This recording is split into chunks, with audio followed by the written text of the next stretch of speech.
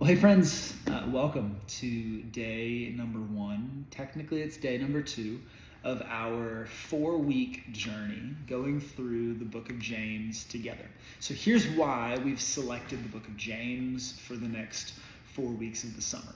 So we've done a lot of talking about the resurrection, about the meaning of the cross, about what it looked like for Jesus to lay his life down so that we could take up the abundant life that he has on offer. But now we're in a season where we're having to ask the question, what does it look like to live out that kind of life? What does it look like to live a life faithful to Jesus? And really, that's what the book of James is all about. So every day we're going to slowly work through a passage from James, offering you some space to pray and to ask the Lord to help you live into that reality. So today we're going to read James chapter 1, verses 5 through 8, offer you just a really quick thought, and then let you go out throughout your day. So this is James chapter 1, verses 5 through 8.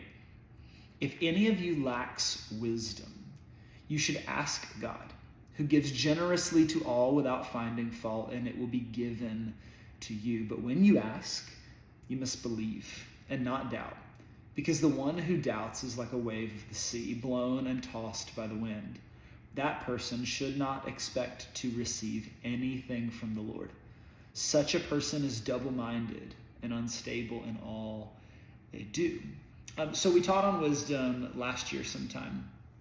And as we did so, we defined wisdom as the willingness and the ability to choose what is best as God sees it. Now, if you're anything like me, that's sometimes a struggle.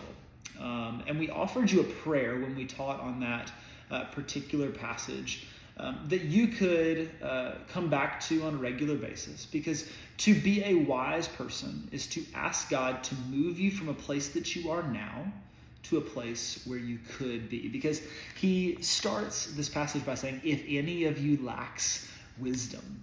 I definitely resonate with that. Sometimes there are times when I'm not willing or not able to choose what God sees as best. So a simple prayer, it's only 2 words that you can pray today to ask God for wisdom is this: push me. So do you remember when you were a kid and you were learning how to ride a bike, and your dad would maybe come up behind you and he would put one hand on the seat and then one hand on the handlebars, and he would help you, he would push you. So he would help you maybe get up a hill or to figure out how to balance or whatever.